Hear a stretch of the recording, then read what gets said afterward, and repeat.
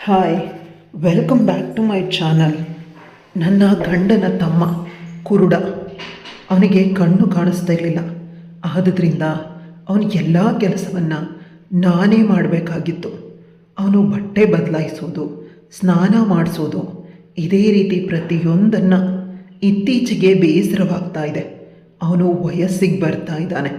ಆದರೆ ಇಂದು ಬೆಳಗ್ಗೆ ನಾನು ಬಟ್ಟೆ ಬದಲಾಯಿಸಬೇಕಾದಾಗ ಅವನು ನನ್ನ ಕೈಯನ್ನು ಗಟ್ಟಿಯಾಗಿ ಹಿಡ್ಕೊಂಡು ಅದಕ್ಕೆ ಮುತ್ತು ಕೊಟ್ಟ. ನಾನು ನಿನ್ನ ಅತ್ತಿಗೆ, ನನ್ನನ್ನು ಬಿಡು ಅಂತ ಹೇಳಿದ್ರು ಕೇಳ್ತಿಲ್ಲ. ನಾನು ನನ್ನ ದೂರ ತಳ್ಳಿದೆ. ಮುಂದೆ ಏನಾಯಿತು? ಆಗಬಾರ್ದೆ ಆಗೋಯ್ತು. ಅಯ್ಯಯ್ಯೋ, ನನ್ನ ಗಂಡಂಗೆ ಹೇಗೆ ಮುಖ ತೋರಿಸ್ಲಿ?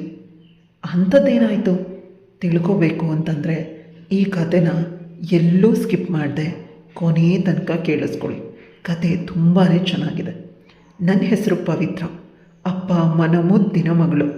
ತುಂಬ ಚೆನ್ನಾಗಿ ಸಾಕಿದ್ರು. ಆದ್ದರಿಂದ ಬದುಕಲ್ಲಿ ಕಷ್ಟ ಅನ್ನೋದು ನನಗೆ ತಿಳಿದಿರಲಿಲ್ಲ. ಯಾವಾಗಲೂ ನಾನು ಅಪ್ಪ ಅಮ್ಮನನ್ನು ತುಂಬ ಗ್ರ್ಯಾಂಟೆಡಾಗಿ ತಗೊಂಡೆ. ಅಪ್ಪ ಅಮ್ಮಂಗೆ ಮರ್ಯಾದೆನೇ ಕೊಡ್ತಿರ್ಲಿಲ್ಲ. ನಾನು ಕೇಳಿದ್ದನ್ನು ತಂದು ಕೊಡಬೇಕು ಅಷ್ಟೇ. ನನಗೊಬ್ಬಳು ತಂಗಿ ಕೂಡ ಇದ್ಲು. ಅವಳು ತುಂಬ ಒಳ್ಳೆಯವಳು. ಅಕ್ಕನಾಗಿ ನಾನು ಅಡ್ಜಸ್ಟ್ ಮಾಡಿಕೊಳ್ಳೇಬೇಕಾಗಿತ್ತು. ಆದರೆ ತಂಗಿಯಾಗಿ ಅವಳು ಅಡ್ಜಸ್ಟ್ ಮಾಡ್ಕೊಳ್ತಿದ್ಲು. ಹಾಗೆ ತುಂಬ ಜೋರು ಮಾಡ್ತಿದ್ದೆ. ಅಮ್ಮ ಒಂದೊಂದು ಬಾರಿ ಅಂತಿದ್ಲು, ನೀನು ನಮ್ಮ ಹಿಂದಿನ ಜನ್ಮದ ಕರ್ಮ, ಅದಕ್ಕೆ ನಮಗೆಲ್ಲ ಇಷ್ಟೊಂದು ಕಷ್ಟ ಕೊಡ್ತೀಯ ಅಂತ. ಆಗ ನನಗೆ ದುಃಖ ಆಗ್ತಿತ್ತು. ಅಮ್ಮ ಇಷ್ಟೊಂದು ನನ್ನ ಬಗ್ಗೆ ನೆಗೆಟಿವ್ ಆಗಿ ಮಾತಾಡ್ತಿದ್ದಾಳೆ ಅಂತ. ಒಂದಿನ ಇದ್ದಕ್ಕಿದ್ದಂತೆ ನಾನು ಅಪ್ಪ ಅಮ್ಮನಿಗೆ ನನಗೆ ಹೊಸ ಕಾರ್ ಬೇಕು, ಕಾಲೇಜಿಗೆ ಹೋಗೋದಕ್ಕೆ ಬೈಕಲ್ಲಿ ಹೋಗೋದಕ್ಕೆ ಸಾಧ್ಯನೇ ಇಲ್ಲ ಅಂತ ಗಲಾಟೆ ಮಾಡಿದೆ. ಅಮ್ಮ ಕೈನ ಮುಗಿದು ನನಗೆ ಇಷ್ಟು ಕಷ್ಟ ಕೊಡಬೇಡ ಅಂತ ಕೇಳಿದಾಗ, ಕೊನೆ ಪಕ್ಷ ಹೊಸ ಸ್ಕೂಟಿ ಕೊಡಿ ಅಂತ ಹೇಳಿದಾಗ ಅಮ್ಮ ಒಪ್ಕೊಂಡ್ಳು. ಅವಳು ಹೆಂಗಸರು ಎಲ್ಲ ಮಾಡೋ ಸಂಘದಲ್ಲಿ ಲೋನ್ ತಗೊಂಡು ನನಗೆ ಗಾಡಿ ತೆಗೆದುಕೊಟ್ಲು.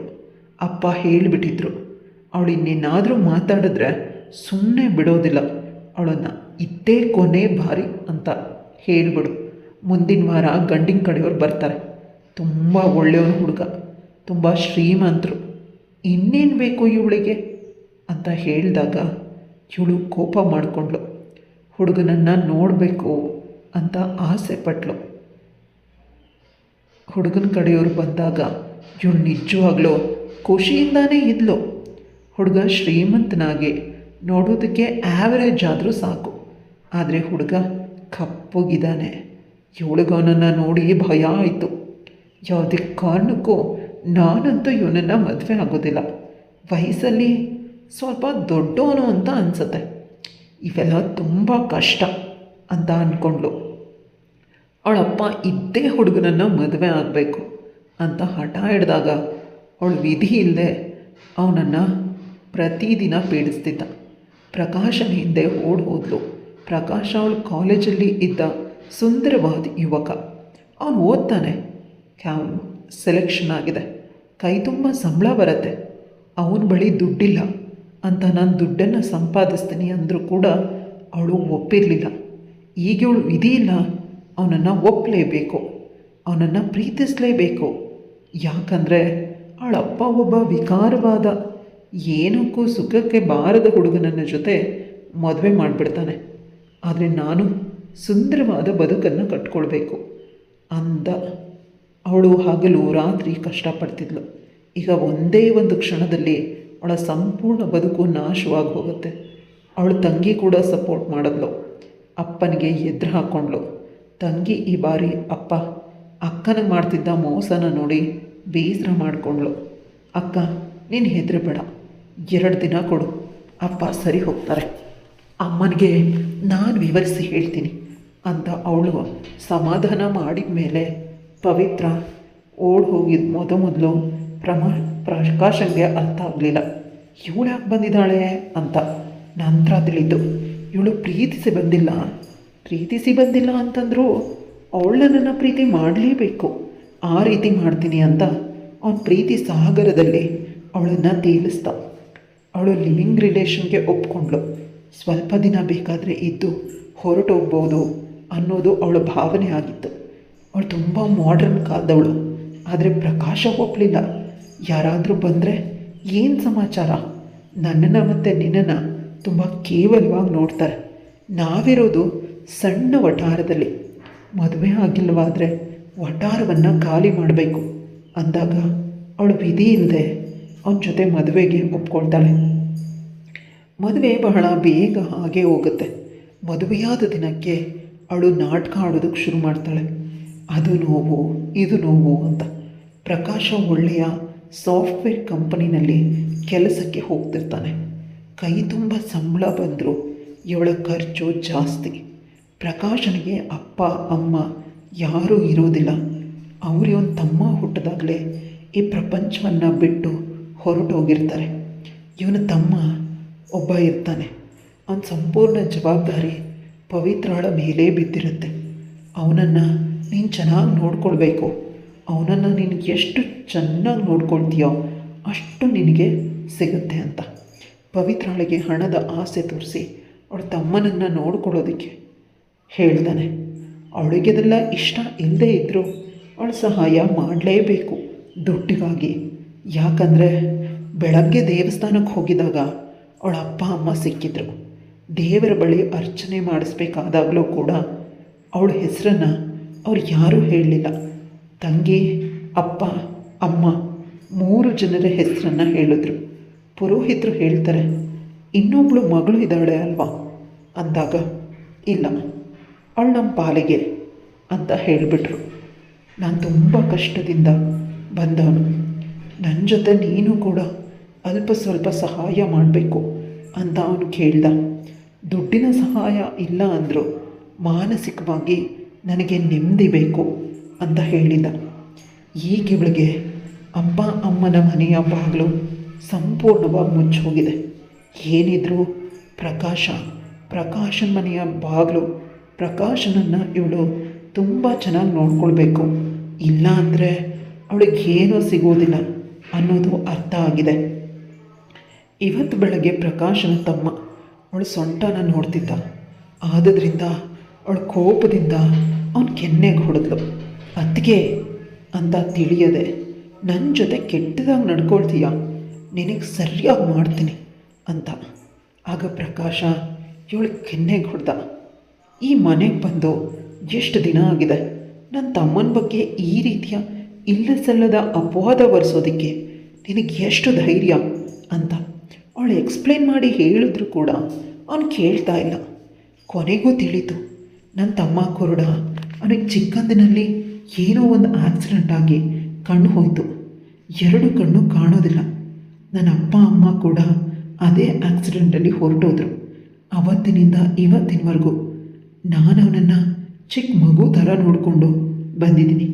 ನೀನು ನೋಡಿದ್ರೆ ಅವನ ಮೇಲೆ ಇಲ್ಲ ಸಲ್ಲದ ಅಪವಾದ ಹೊರಿಸ್ತೀಯ. ನನಗಿದರಿಂದ ತುಂಬ ದುಃಖ ಆಗ್ತಿದೆ. ಯಾವುದೇ ನೀನು ನನ್ನ ತಮ್ಮನ ಬಗ್ಗೆ ಈ ರೀತಿ ಮಾತಾಡಿದ್ರೆ ಈಗಲೇ ಹೊರಟೋಗು, ಅವನು ನನ್ನ ತಮ್ಮ ಅಂತ ಹೇಳ್ತಾ ಪ್ರಕಾಶ ಅಲ್ಲೇ ಕೆಳಗೆ ಕುಸಿದು ಕೂತ ಅಳ್ತಾ. ಅವನಿಗೆ ಅವ್ರ ಅಮ್ಮ ನೆನಪಾದ್ಲು. ಅವಳಿದ್ದಿದ್ರೆ ನನ್ನ ತಮ್ಮನನ್ನು ಚೆನ್ನಾಗಿ ಸಾಕ್ತಿರ್ತಿದ್ಲು. ನನಗೆ ಯಾವುದ್ರ ಯೋಚನೆಯೂ ಇರ್ತಿರ್ಲಿಲ್ಲ. ಈಗ ಎಲ್ಲ ಜವಾಬ್ದಾರಿ ನನಗೆ, ನಾನೇನು ಮಾಡಲಿ ಅಂತ ಬೇಸರ ಮಾಡಿಕೊಂಡ. ಅವನಿಗೆ ಕಣ್ಣಿಲ್ಲದ ವಿಷಯ ನಿಜವಾಗ್ಲೂ ಪವಿತ್ರಾಗೆ ಗೊತ್ತಿರಲಿಲ್ಲ. ನಾನೇ ತಪ್ಪು ಮಾಡಿದೆ, ನನ್ನನ್ನು ಕ್ಷಮಿಸಿ ಅಂತ ಗಂಡನ ಕಾಲನ್ನು ಹಿಡ್ಕೊಂಡ್ಳು. ಕ್ಷಮೆ ಏನೂ ಬೇಡ, ನನ್ನ ತಮ್ಮನನ್ನು ಇನ್ನೂ ಚೆನ್ನಾಗಿ ನೋಡ್ಕೊ, ಅವನು ನನ್ನ ಮಗ ಅಂತ ಹೇಳಿ ಅಲ್ಲಿಂದ ಪ್ರಕಾಶ ಹೊರಟೋದ. ಈಗ ಅವಳಿಗೆ ಪ್ರಕಾಶನನ್ನು ಚೆನ್ನಾಗಿ ನೋಡ್ಕೊಳ್ಬೇಕು, ಇನ್ನು ಯಾವುದೇ ದಾರಿ ಇಲ್ಲ. ಅವನ ಮನೆ ಬಿಟ್ಟು ಹೋಗು ಅಂದರೆ ನಾನು ಎಲ್ಲಿಗೆ ಹೋಗಲಿ ಅಂತ ವಿಧಿ ಇಲ್ಲದೆ ಅವನನ್ನು ಚೆನ್ನಾಗಿ ನೋಡ್ಕೊಳ್ಳೋದಕ್ಕೆ ಪ್ರಯತ್ನ ಮಾಡ್ತಿದ್ದಾಳೆ. ಪ್ರತಿದಿನ ಸ್ನಾನ ಮಾಡಿಸ್ತಾಳೆ, ತಲೆ ಬಾಚಿಸ್ತಾಳೆ, ಅವನ ಎಲ್ಲ ಕೆಲಸನೂ ಅಚ್ಚುಕಟ್ಟಾಗಿ ಮಾಡ್ತಾಳೆ. ಅವಳಿಗೆ ಮೊದಲೆಲ್ಲ ಅಸಹ್ಯ ಆಗ್ತಿತ್ತು. ದಿನ ಕಳೆದಂತೆ ಇಷ್ಟವಾಗತೊಡಗಿತ್ತು. ಅಂದರೆ ತನ್ನ ಮಗನ ರೀತಿ ಅವಳು ಅವನನ್ನು ತುಂಬ ಚೆನ್ನಾಗಿ ನೋಡ್ಕೊಳ್ತಿದ್ಲು. ಇತ್ತೀಚೆಗೆ ಅವನು ದಪ್ಪ ಆಗಿದ್ದಾನೆ. ಅವನ ಹೆಸರು ಪ್ರೀತಮ್. ಅದಕ್ಕೆ ಅಂತ ಯಾವಾಗಲೂ ಅವಳು ಹಿಂದೆ ಮುಂದೆ ಸುತ್ತಾ ಇರ್ತಾನೆ. ಪ್ರಕಾಶ ಕೂಡ ಈಗ ನೆಮ್ಮದಿಯಾಗಿದ್ದಾನೆ. ಕಣ್ಣು ಇಲ್ಲದೆ ಹೋದರೂ ಕೂಡ ಅವನಿಗೆ ಯಾವುದು ಎಲ್ಲೆಲ್ಲಿದೆ ಅಂತ ಅಚ್ಚುಕಟ್ಟಾಗಿ ತಿಳಿಯುತ್ತೆ. ವಾಶ್ರೂಮ್ಗೆ ಅವನೇ ಹೋಗಿ ಬರ್ತಾನೆ. ಆದರೆ ಸ್ನಾನ ಮಾತ್ರ ನಾನು ಬೆನ್ನುಜ್ಜಿ ಉಜ್ಜಿ ಮಾಡಿಸ್ಬೇಕು. ಒಮ್ಮೊಮ್ಮೆ ನಾಚಿಕೆ ಆಗುತ್ತೆ. ಆದರೆ ನನ್ನ ಮಗ ಅಂತ ಅಂದ್ಕೊಂಡ್ಬಿಟ್ರೆ ನಾಚಿಕೆ ಅಥವಾ ಅಸಹ್ಯ ಆಗೋದೇ ಇಲ್ಲ ಅಂತ ಅವಳೇ ಅಂದ್ಕೊಂಡ್ಬಿಟ್ಲು. ಅವನಿವಳಿಗೆ ತುಂಬ ಕ್ಲೋಸ್ ಆಗಿದ್ದಾನೆ. ಯಾವಾಗಲೂ ಅವಳ ಕೈ ಹಿಡ್ಕೊಂಡೇ ಇರ್ತಾನೆ. ಪ್ರಕಾಶನ ಬಳಿ ಅದಕ್ಕೆನ ಯಾವಾಗಲೂ ಹೊಗಳುತ್ತಾನೇ ಇರ್ತಾನೆ. ಅದಕ್ಕೆನ ನೀನು ಎಲ್ಲೋ ಕರ್ಕೊಂಡು ಹೋಗೋದಿಲ್ಲ, ಅದಕ್ಕೆ ಏನು ನೀನು ಚೆನ್ನಾಗಿ ನೋಡ್ಕೊಳ್ಳೋದಿಲ್ಲ, ಅದಕ್ಕೆ ಅನ್ನೋ ಮಾತನ್ನು ಹಾಡ್ತಾನೇ ಇರ್ತಾನೆ. ಈ ಮಧ್ಯೆ ತುಂಬ ಜನ ನಟರು ಬಂದಿರ್ತಾರೆ. ಪ್ರಕಾಶನ ಅಮ್ಮನ ಅಣ್ಣಂದರು ಇದೇ ಊರಲ್ಲಿ ಯಾರ್ದೋ ಮದುವೆ ಇತ್ತಂತೆ. ಆಗ ತಂಗಿ ಮಕ್ಕಳು ನೆನಪಾಗಿ ಬಂದಿದ್ದರು. ತಂಗಿ ಮಕ್ಕಳು ಪಾಪ ನಮ್ಮ ಸಹಾಯ ಬಯಸದೆ ಸ್ವಾಭಿಮಾನದಿಂದ ಬದುಕ್ತಿದ್ದಾರೆ ಅಂತ ಹೆಮ್ಮೆ ಪಟ್ಟರು. ಪವಿ ತುಂಬ ಕೆಲಸ ಮಾಡಿ ಸುಸ್ತಾಗಿದ್ಲು. ಅವಳಿಗೆ ವಿಧವಾದ ಅಡುಗೆಗಳು ಜೊತೆಗೆ ಪ್ರೀತಮ್ನ ಕೆಲಸಗಳು ಅವಳಿಗೆ ಸಾಕಾಗ್ಬಿಟ್ಟಿತ್ತು. ಅವ್ರ ಮನೆಯಲ್ಲಿ ಕೆಲಸದವರಿಲ್ಲ. ಪ್ರತಿಯೊಂದು ಕೆಲಸನೂ ಇವಳೇ ಮಾಡೋದು. ಮನವರಿಸೋದು, ಕಸ ಗುಡಿಸೋದು, ಪಾತ್ರೆ ತೊಳೆಯೋದು, ದೇವ್ರ ಮನೆನ ಚೆನ್ನಾಗಿ ಇಟ್ಕೊಳ್ಳೋದು, ಪ್ರತಿಯೊಂದು ಕೆಲಸ ಇವಳೇ. ಒಮ್ಮೊಮ್ಮೆ ಪ್ರಕಾಶಕ್ಕೆ ಅನಿಸುತ್ತೆ ಅವ್ರ ಅಪ್ಪ ಅಮ್ಮನ ಮನೆಯಲ್ಲಿ ಎಲ್ಲನೂ ಎದುರಿಸ್ಕೊಂಡು ಖುಷಿಯಾಗಿದ್ಲು. ಶ್ರೀಮಂತ ಹುಡುಗನನ್ನು ಮದುವೆ ಆಗ್ತೀನಿ ನಾನು ಅಂತ. ಆದರೆ ನಾನು ನೋಡಿದ್ರೆ ಇಲ್ಲಿ ನಿಜವಾಗ್ಲೂ ಇವಳನ್ನು ಮನೆ ಕೆಲಸದೋಳು ಮಾಡ್ಕೊಂಡು ಬಿಟ್ಟಿದ್ದೀನಿ.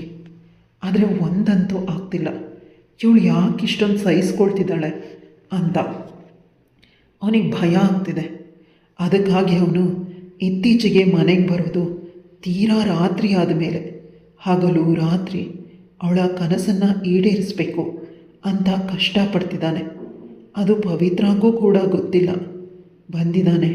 ನೆಂಟರು ಕವಿತಾಳನ್ನು ಬಾಯಿ ತುಂಬ ಹೊಗಳಿ ಹೋದರು. ಪ್ರಕಾಶನಿಗೆ ಇನ್ನೂ ಖುಷಿಯಾಯಿತು. ರಾತ್ರಿ ಪೂರ್ತಿ ಪವಿತ್ರ ನಿದ್ದೆ ಮಾಡಿಲ್ಲ. ಕೈ ಕಾಲು ನೋವು ಅಂತ ಪ್ರಕಾಶ ಮತ್ತು ಪ್ರೀತಮ್ ಇಬ್ಬರೂ ಕೂಡ ಬೇಸರ ಮಾಡಿಕೊಂಡ್ರು. ಇವಳನ್ನು ಜಾಸ್ತಿ ದುಡಿಸ್ತಾ ಇದ್ದೀವಿ ಅಂತ. ಬೆಳಗ್ಗೆ ಆದಾಗ ಪುನಃ ಅವಳು ಎದ್ದಿನಂತೆ ಪ್ರೀತಮ್ನ ಕೆಲಸ ಮಾಡೋದಕ್ಕೆ ಹೋದ್ಲು. ಪ್ರಕಾಶ ಎದ್ದು ಕೆಲಸಕ್ಕೆ ಹೋಗಿದ್ದ. ಸ್ನಾನ ಮಾಡಿಸಲು ಕರ್ಕೊಂಡು ಹೋದಾಗ ಅವನು ಇವಳ ಕೈಯನ್ನು ಹಿಡ್ಕೊಂಡು ಮುತ್ತು ಕೊಟ್ಟ. ಅಷ್ಟೇ ಅಲ್ಲದೆ ಪವಿತ್ರಳನ್ನು ತನ್ನ ಕಡೆ ಎಳ್ಕೊಂಡು ಗಟ್ಟಿಯಾಗಿ ಹಿಡ್ಕೊಂಡ. ಪವಿತ್ರ ಬೆಚ್ಚಿ ಬಿದ್ಲು. ನಾನು ನಿನ್ನ ಅತ್ತಿಗೆ ಅಂದರೆ ತಾಯಿ ಸಮಾನ, ಸರಿಯಾಗಿ ಇರು, ನಿನಗೆ ಗಾಚಾರ ಬಿಡಿಸ್ಬಿಡ್ತೀನಿ. ಇಲ್ಲ ಅಂದರೆ ನನ್ನ ಜೊತೆ ಇದನ್ನೆಲ್ಲ ಇಟ್ಕೊಳ್ಬೇಡ, ನೀನು ನನ್ನ ಮಗ ಅಂತ ಹೇಳಿದಾಗ ಅವನು ಹೇಳ್ದ, ಹೌದು, ನನಗೆ ನಿಮ್ಮ ಜೊತೆ ಮಲ್ಕೊಳ್ಬೇಕು ಅನ್ನೋ ಆಸೆ ಆಗ್ತಿದೆ. ಅಣ್ಣ ಇಲ್ಲ, ನನ್ನ ಆಸೆ ತೀರಿಸ್ತೀರಾ ಅಂತ ಕೇಳಿದಾಗ ಪವಿತ್ರ ಅವನು ಕೆನ್ನೆಗೆ ಹೊಡೆದ್ಲು. ಹಾಗಾದರೆ ಇಷ್ಟು ದಿನ ನೀನು ಮಾಡಿದ್ದು, ಇಷ್ಟು ದಿನ ನಾನು ಮಾಡಿದ್ದು ನಾಟಕ. ನೀವು ನನ್ನ ಹತ್ರ ಬರಲಿ ಅಂತ ನಾನು ವಯಸ್ಸಿಗೆ ಬರ್ತಾಯಿದ್ದೀನಿ. ಹೆಣ್ಣಿನ ವಾಸನೆ ಬೇಕು. ನನಗೆ ಹೆಣ್ಣನ್ನು ಯಾರು ಕೊಡ್ತಾರೆ? ನಾನು ಎಲ್ಲಿ ಮದುವೆ ಆಗ್ತೀನಿ? ನೀವು ನನ್ನ ಜೊತೆ ಇದ್ಬಿಡಿ ಅಂತ ಹೇಳಿದಾಗ ಹೇಳೋದು ನಿಜವಾಗ್ಲೂ ಪ್ರಕಾಶ್ಗೆ ಫೋನ್ ಮಾಡ್ತಾಳೆ. ಪ್ರಕಾಶನಿಗೆ ಫೋನ್ನಲ್ಲಿ ವಿಷಯ ಹೇಳೋದಿಲ್ಲ. ಅರ್ಜೆಂಟಾಗಿ ಬರಬೇಕು, ಪ್ರೀತಮ್ ವಿಚಿತ್ರವಾಗಿ ಹಾಡ್ತಿದ್ದಾನೆ ಅಷ್ಟು ಮಾತ್ರ ಹೇಳ್ತಾಳೆ. ಪ್ರಕಾಶ ಬರೋವರೆಗೂ ಕೂಡ ಪ್ರೀತಮ್ ಪವಿತ್ರಳನ್ನು ವಿಧವಾಗಿ ಕಾಟ ಕೊಡೋದು ಪ್ರಯತ್ನಿಸ್ತಿರ್ತಾನೆ. ಆಗ ಪವಿತ್ರ ಪ್ರೀತಮ್ನನ್ನು ರೂಮಲ್ಲಿ ಬೀಗ ಹಾಕಿ ಹೊರಗೆ ಬಂದಿರ್ತಾಳೆ. ಪ್ರಕಾಶ್ ಬಂದ ತಕ್ಷಣ ನಡೆದ ವಿಷಯನ ಹೇಳಿದಾಗ ಪ್ರಕಾಶನ ಮುಖ ಕಪ್ಪಾಗತ್ತೆ. ಕೋಪದಲ್ಲಿ ಅವಳು ಪ್ರೀತಮ್ನನ್ನು ಕೆಟ್ಟ ಕೆಟ್ಟ ಶಬ್ದಗಳಿಂದ ಬೈತಾ ಇರ್ತಾಳೆ. ನಿಜವಾಗ್ಲೂ ದುಃಖ ಆಗುತ್ತೆ ಪ್ರಕಾಶನಿಗೆ. ಅವನು ಜೋರಾಗಿ ಕಿರಿಸ್ತಾನೆ, ನನ್ನ ತಮ್ಮನ ಬಗ್ಗೆ ಒಂದೇ ಒಂದು ಮಾತನ್ನು ಆಡಬಾರ್ದು ನೀನು ಅಂತ. ನಿನಗೆ ಸತ್ಯ ತೋರಿಸ್ಬೇಕು ಬಾ ಅಂತ ಅವಳ ಕೈನ ಗಟ್ಟಿಯಾಗಿ ಹಿಡ್ಕೊಂಡು ಪ್ರೀತಮ್ ಎದ್ದು ರೂಮಿಗೆ ಹೋಗ್ತಾನೆ. ಪ್ರೀತಮ್, ನಿಜ ಹೇಳು, ನೀನು ಅದಕ್ಕೆ ಜೊತೆ ಕೆಟ್ಟದಾಗಿ ನಡ್ಕೊಂಡ್ಯಾ ಅಂತ. ಅವನು ಹೌದು ಅಣ್ಣ, ಅದಕ್ಕೆ ಜೊತೆ ನಾನು ಅಂತ ಹೇಳಿ ಮಾತನ್ನು ಅರ್ಧಕ್ಕೆ ಕಟ್ ಮಾಡ್ತಾನೆ. ನೀನು ಅದಕ್ಕೆಗೆ ಏನೇನು ಹೇಳಿದೆ? ಎಲ್ಲನೂ ಹೇಳು. ಹೌದು, ನಾನು ವಯಸ್ಸಿಗೆ ಬರ್ತಾ ಇದ್ದೀನಿ, ನನಗೆ ಹೆಣ್ಣು ಬೇಕು, ಅದಕ್ಕೆ ಆದರೆ ಏನು, ಇನ್ನೊಬ್ಬರಾದರೆ ಏನು ಅಂತ ಹೇಳಿದಾಗ ಪ್ರಕಾಶ್ ಪ್ರೀತಮ್ನ ಕೈಯನ್ನು ಹಿಡ್ಕೊಂಡು ಅವನ ತಲೆ ಮೇಲೆ ಇಟ್ಕೊಳ್ತಾನೆ. ಈಗ ಸತ್ಯ ಹೇಳು, ನಿನ್ನ ಅತ್ತಿಗೆ ತಾಯಿ ಸಮಾನನ ಅಥವಾ ನಿನಗೆ ಪ್ರೇಯಸಿ ಸಮಾನವ? ಇಷ್ಟು ದಿನ ಯಾವ ದೃಷ್ಟಿಯಿಂದ ನೋಡ್ತಿದ್ದೆ ಅಂತ ಪ್ರೀತಮ್ ಜೋರಾಗಿ ಅಳೋದಕ್ಕೆ ಶುರು ಮಾಡ್ತಾನೆ. ಅಣ್ಣ, ಅತ್ತಿಗೆ ಅಂದರೆ ನನಗೆ ತಾಯಿಗೆ ಸಮಾನ, ಆದರೆ ನನ್ನಿಂದ ನಿಮ್ಮಿಬ್ಬರಿಗೆ ಕಷ್ಟ ಆಗ್ತಾಯಿದೆ. ನಾನು ನಿಮಗೆ ಹೊರೆ, ಅದಕ್ಕೆ ನಾನು ಯಾವುದಾದ್ರೂ ಆಶ್ರಮಕ್ಕೆ ಸೇರ್ಕೊಂಡು ಬಿಡ್ತೀನಿ. ಆದರೆ ನೀನು ಇದಕ್ಕೆ ಒಪ್ಪೋದಿಲ್ಲ, ಅತ್ತಿಗೆನೂ ಒಪ್ಪೋದಿಲ್ಲ. ಅದಕ್ಕೆ ಈ ರೀತಿ ನಾಟಕ ಆಡಿದೆ, ನನ್ನನ್ನು ಕ್ಷಮಿಸು ಅಂತ ಪವಿತ್ರಳ ಕಾಲನ್ನು ಹಿಡ್ಕೊಂಡಾಗ ಅವಳು ಅಳ್ತಿರ್ತಾಳೆ. ನನಗೆ ಸ್ವಂತ ಮಗು ಇದ್ದು ಅದಕ್ಕೆ ಈ ಪರಿಸ್ಥಿತಿ ಬಂದಿದ್ದರೆ ನಾನು ಬಿಟ್ಬಿಡ್ತಾ ಇದ್ನ?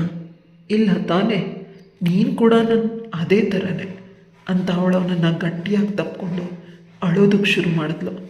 ತಾಯಿ ಮಗನ ವಾತ್ಸಲ್ಯ ನೋಡಿ ಪ್ರಕಾಶ್ ಕೂಡ ಅವರಿಬ್ಬರನ್ನ ತಪ್ಪಿಕೊಂಡ. ಪವಿತ್ರ ಆಗ ಯೋಚನೆ ಮಾಡಿದ್ಲು, ಏನಾದರೂ ಆಗಲಿ ಇವನಿಗೆ ಕಣ್ಣು ಬರುವಂತೆ ಮಾಡಬೇಕು ಅಂತ. ತನಗೆ ಗೊತ್ತಿರೋ ಫ್ರೆಂಡ್ಸ್, ರಿಲೇಟಿವ್ಸ್ ಎಲ್ಲರ ಬಳಿ ಕೇಳಿದಾಗ ಸರಿಯಾದ ಉತ್ತರ ಬಂದಿಲ್ಲ. ಕೊನೆಗೊಂದು ದೊಡ್ಡ ಕಣ್ಣಿನ ಡಾಕ್ಟರ್ ಬಳಿ ಅಪಾಯಿಂಟ್ಮೆಂಟ್ ತಗೊಂಡು ಪ್ರೀತಮ್ನನ್ನು ತೋರಿಸಿದ್ಲು. ಆಗ ಆಪ್ರೇಷನ್ ಮಾಡ್ತೀವಿ, ಆದರೆ 50-50 ಚಾರ್ಜ್, ದುಡ್ಡು ಮಾತ್ರ, ತುಂಬ ಖರ್ಚಾಗತ್ತೆ ಅಂದರು. ಪ್ರಕಾಶನ ಬಳಿ ಹೇಳಿದಾಗ ಅವನು ತನಗಿರೋ ಕಾಂಟ್ಯಾಕ್ಟ್ ಮೂಲಕ ತನ್ನ ಸೇವಿಂಗ್ಸ್ನ ಸ್ವಲ್ಪ ಕೊಟ್ಟ. ಆ ದುಡ್ಡು ಸಾಕೋಗೋದಿಲ್ಲ ಅಂತ ಕೊನೆಗಳು ದೇವರ ಬಳಿ ಪ್ರಾರ್ಥನೆ ಮಾಡ್ತಿದ್ಲು. ದೇವಸ್ಥಾನದಲ್ಲಿ ಯಾವುದಾದ್ರೂ ರೂಪದಲ್ಲಿ ನನಗೆ ಸಹಾಯ ಮಾಡು ಅಂತ. ಅದೇ ಸಂದರ್ಭದಲ್ಲಿ ಪ್ರಕಾಶ್ ಫೋನ್ ಮಾಡ್ತಾನೆ ಖುಷಿಯಿಂದ, ನಿನ್ನ ಅಪ್ಪ ಅಮ್ಮ ಬಂದಿದ್ದಾರೆ ನಿನ್ನ ನೋಡೋದಕ್ಕೆ ಅಂತ. ಆದರೆ ಇವಳಿಗೆ ಅಷ್ಟೊಂದು ಖುಷಿ ಆಗಲಿಲ್ಲ. ಪ್ರೀತಮ್ನ ಆಪ್ರೇಷನ್ಗೆ ದುಡ್ಡು ಬೇಕಿತ್ತು. ಮನೆಗೆ ಹೋದಾಗ ಅವರ ಅಪ್ಪ ಅಮ್ಮ ಇಬ್ಬರು ಅವಳನ್ನು ತಪ್ಪಿಕೊಂಡು ಖುಷಿನ ವ್ಯಕ್ತಪಡಿಸಿದ್ರು, ಜೋರಾಗತ್ರು, ನಕ್ಕರು. ಆದರೆ ಇವಳಿಗೆ ಅದು ಯಾವುದೋ ಇಷ್ಟ ಆಗ್ತಿಲ್ಲ. ಕೊನೆಗೆ ತನ್ನ ತಂಗಿ ಮದುವೆ ಸೆಟ್ ಆಗಿದೆ, ದೊಡ್ಡ ಶ್ರೀಮಂತರು ಅಂತ ಹೇಳಿದ್ರು. ಅಷ್ಟೇ ಅಲ್ಲದೆ ನನ್ನ ಮದುವೆಗೆ ಅಂತ ಮಾಡಿಸಿದ ಒಡವೆಗಳನ್ನು ಕೂಡ ನನಗೆ ತಂದು ಕೊಟ್ಟರು. ಅವಳಿಗೆ ಎಷ್ಟು ಒಡವೆ ಕೊಟ್ಟಿದ್ದೀವೋ ಅಷ್ಟು ಒಡವೆ ನಿನಗೂ ಕೊಟ್ಟಿದ್ದೀವಿ ಮಗು. ನೀನು ಓಡ್ ಬಂದೆ, ನೀನು ಮದುವೆ ಮಾಡಿಲ್ಲ, ಆ ದುಡ್ಡು ಇಲ್ಲಿದೆ ಅಂತ ಅಪ್ಪ ಅಮ್ಮ ನನಗೆ ನನ್ನ ಮದುವೆಗೆ ಅಂತ ಇಟ್ಟಿದ್ದ 5 ಲಕ್ಷನೂ ಕೊಟ್ಟರು. ಅದನ್ನು ನೋಡಿ ಖುಷಿಯಿಂದ ಅಮ್ಮನನ್ನು ತಪ್ಪಿಕೊಂಡೆ. ದೇವರು ನಿಜವಾಗ್ಲೂ ಕೂಡ ಅಪ್ಪ ಅಮ್ಮನಿಗೆ ನನ್ನ ಮೇಲೆ ಪ್ರೀತಿ ಬರುವಂತೆ ಮಾಡಿದ್ದಾನೆ ಅಂತ ಖುಷಿಯಾಗಿ ನಾನು ಅಪ್ಪ ಅಮ್ಮ ಹೋದ ಮೇಲೆ ನನ್ನ ಗಂಡಂಗೆ ಹೇಳಿದೆ, ಇಷ್ಟು ದುಡ್ಡು ತಗೊಂಡು ಡಾಕ್ಟರ್ ಬಳಿ ಹೋಗೋಣ, ಆಪ್ರೇಷನ್ ಡೇಟ್ನ ಫಿಕ್ಸ್ ಮಾಡಿಸೋಣ ಅಂತ. ಪ್ರಕಾಶ್ ಒಪ್ಪಲಿಲ್ಲ. ಆಗ ನಾನು ಹೇಳಿದೆ, ಅವನು ನನ್ನ ಮಗ, ನೀವು ಒಪ್ಪಿದ್ರೂ ನಾನು ಮಾಡಿಸ್ತೀನಿ, ಒಪ್ಪದೆ ಹೋದರೂ ಮಾಡಿಸ್ತೀನಿ ಅಂತ ಹೇಳಿದೆ. ಆಗ ನಿಜವಾಗ್ಲೂ ಕೂಡ ಪ್ರಕಾಶ ತುಂಬ ಎಮೋಷ್ನಲ್ ಆದ. ನೀನು ಎಷ್ಟು ಚೆನ್ನಾಗಿದ್ದೆ ನಿಮ್ಮ ಮನೆಯಲ್ಲಿ, ನನ್ನ ಜೊತೆ ಬಂದು ಕಷ್ಟ ಅಂದಾಗ ಅವಳು ಅದನ್ನೆಲ್ಲ ಈಗ ಮಾತಾಡುವಷ್ಟು ಸಮಯ ಇಲ್ಲ, ಪ್ರೀತಮ್ಗೆ ಆದಷ್ಟು ಬೇಗ ಕಣ್ಣು ಬರಬೇಕು. ಆಗ ಪ್ರಕಾಶ್ ಅಕಸ್ಮಾತ್ ಕಣ್ಣು ಬಂದಿಲ್ಲ ಅಂತಂದರೆ ಪರವಾಗಿಲ್ಲ, ನಾನು ಪ್ರಯತ್ನ ಮಾಡಿದೆ, ನನ್ನ ಕೈಲಾದಷ್ಟು ನನ್ನ ಮಗನ ಕಣ್ಣು ಬರೋದಕ್ಕೆ ಅನ್ನೋ ಪ್ರೀತಿ ನಂಬಿಕೆ ಇರುತ್ತೆ ಅಲ್ವಾ ನನ್ನ ಮೇಲೆ ಅಂದಾಗ ನಿಜವಾಗ್ಲೂ ನಾನು ಹೆಂಡ್ತಿನ ನೋಡಿ ಅವನು ಖುಷಿಪಟ್ಟ. ಮಾರನೇ ದಿನವೇ ಹೋಗಿ ಅವರು ಡಾಕ್ಟರ್ ಬಳಿ ವಿಚಾರಿಸಿದಾಗ ವಾರದಲ್ಲಿ ಅವರು ಆಪ್ರೇಷನ್ನ ಇಟ್ಕೊಂಡ್ರು. ಕಂಡ ದೇವರಿಗೆ ಪವಿತ್ರ ಹರಕೆ ಮಾಡ್ಕೊತಿದ್ದಾಳೆ, ಅವನ ಆಪ್ರೇಷನ್ ಸಕ್ಸಸ್ ಆಗಿ ಹೋಯಿತು ಅಂತ ಡಾಕ್ಟರ್ ಹೇಳಿದಾಗ ಖುಷಿಪಟ್ಲು. ಆದರೂ ಕೂಡ ಅವನು ಬ್ಯಾಂಡೇಜನ್ನು ತೆಗೆದು ನಿಮ್ಮಗಳನ್ನು ಗುರುತಿಸೋವರೆಗೂ ಕೂಡ ನಾವು 100% ಗ್ಯಾರಂಟಿ ನೀಡೋದಕ್ಕೆ ಸಾಧ್ಯ ಇಲ್ಲ ಅಂದರು. ಅವನ ಬ್ಯಾಂಡೇಜ್ ತೆಗೆಯೋವರೆಗೂ ಊಟ ತಿಂಡಿ ನೀರನ್ನು ಬಿಟ್ಟು ದೇವರ ಬಳಿ ಪ್ರಾರ್ಥನೆ ಮಾಡ್ತಿದ್ಲು. ಹಗಲು ರಾತ್ರಿ ನನ್ನ ಮಗುವಿಗೇನಾದರೂ ಚಮತ್ಕಾರ ಮಾಡಿ ಕಣ್ಣು ಕೊಟ್ಟು ಬಿಡು ಭಗವಂತ ಅಂತ. ಇಂದು ಬ್ಯಾಂಡೇಜ್ ತೆಗೆಯೋದಕ್ಕೆ ನನ್ನನ್ನು ಮತ್ತು ನನ್ನ ಗಂಡನ್ನು ಡಾಕ್ಟರ್ ರೂಮ್ಗೆ ಕರ್ಕೊಂಡು ಹೋದಾಗ ಪ್ರೀತಮ್ನ ಬಳಿ ಕೇಳಿದ್ರು, ಮೊದಲು ಯಾರ ಮುಖ ನೋಡ್ತೀಯಾ ಅಂತ. ಅವನು ಹೇಳ್ದ, ನಾನು ಅತ್ತಿಗೆಮ್ಮನ ಮುಖನ ನೋಡ್ತೀನಿ ಅಂತ. ಅದೇ ರೀತಿ ಆಯಿತು. ನನ್ನ ಮುಖನ ನೋಡಿ ಅತ್ತಿಗೆ ಅಂತ ನನ್ನ ಕಾಲಿಗೆ ನಮಸ್ಕಾರ ಮಾಡ್ದ. ನನಗೆ ಕಣ್ಣು ಕಾಣಿಸ್ತಾ ಇದೆ, ನೀವು ನನ್ನ ಪಾಲಿನ ದೇವತೆ ಅಂತ ಹೇಳಿ ಅವ್ರ ಅಣ್ಣನ ಬಳಿ ಹೇಳ್ತಾನೆ, ಅಣ್ಣ ಅದಕ್ಕೆ ದೇವತೆ ಅಣ್ಣ, ನನಗಿವರು ಅಮ್ಮನ ರೂಪದಲ್ಲಿ ಸಿಕ್ಕಿದ್ದಾರೆ ಅಂತ. ಅವ್ರ ಅಣ್ಣನ ಗಟ್ಟಿಯಾಗಿ ತಪ್ಕೊಂಡ. ನಾವು ಮೂವರು ಕೂಡ ಒಬ್ಬರನ್ನೊಬ್ಬರು ಗಟ್ಟಿಯಾಗಿ ತಪ್ಕೊಂಡು ಇಂದಿಗೂ ಕೂಡ ನಮ್ಮ ಬಾಂಧವ್ಯ ಮುರಿಬಾರ್ದು ಅಂತ ಪ್ರಾಮಿಸ್ ಮಾಡಿದ್ವಿ. ಈಗ ಅವನು ಸ್ಕೂಲಿಗೆ ಹೋಗ್ತಿದ್ದಾನೆ, ಇಂಟರ್ ತರಗತಿಗೆ ಹಾಕಿದ್ದೀವಿ. ಅವನು ಚೆನ್ನಾಗಿ ಓದ್ತಿದ್ದಾನೆ. ಮನೆಯಲ್ಲಿ ನಾನು ಹೇಳ್ಕೊಡ್ತೀನಿ. ಅವನ ವಿದ್ಯಾಭ್ಯಾಸನ ನೋಡಿ ನನಗೆ ಶಾಕ್ ಆಯಿತು. 8ನೇ ತರಗತಿ ಒಂದೇ ಸಲ ಎಲ್ಲ ಸಬ್ಜೆಕ್ಟನ್ನು ಪಾಸ್ ಮಾಡಿಕೊಂಡ. 9ನೇ ತರಗತಿ ಕೂಡ ಪಾಸ್ ಮಾಡಿಕೊಂಡ. SSLCನಲ್ಲಿ ಇಂದು ಟಾಪ್ ಬಂದಿದ್ದಾನೆ. ಅವನ ಈ ಬೆಳವಣಿಗೆ ನೋಡಿ ನಾನು ಮೆಚ್ಚಿದೆ.